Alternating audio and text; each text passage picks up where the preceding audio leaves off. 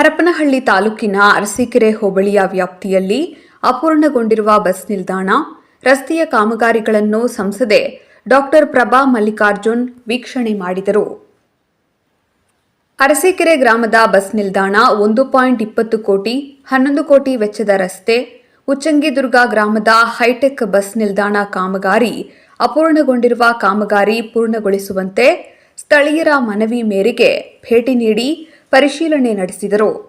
ನಂತರ ಮಾತನಾಡಿದ ಅವರು, ಸ್ಥಳೀಯ ಶಾಸಕರು ಹಾಗೂ ಅಧಿಕಾರಿಗಳ ಮಾಹಿತಿ ಪಡೆದುಕೊಂಡು ಮುಂದಿನ ದಿನಗಳಲ್ಲಿ ಕಾಮಗಾರಿ ಪೂರ್ಣಗೊಳಿಸುವ ಭರವಸೆ ನೀಡಿದರು.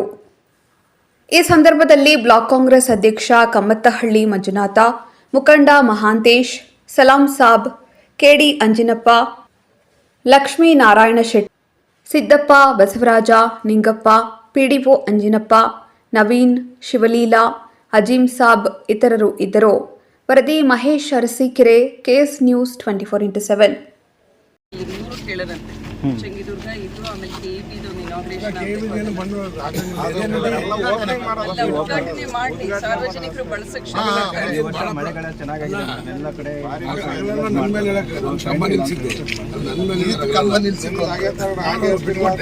ಇನ್ನು ರೆಡಿ ಆದ್ರೂ ಈಗ 9 ತಿಂಗಳಾದ್ರೂ ಅವ್ರೇನು ಚಾರ್ಜ್ ಮಾಡಿ 9 ತಿಂಗಳಾಯ್ತು.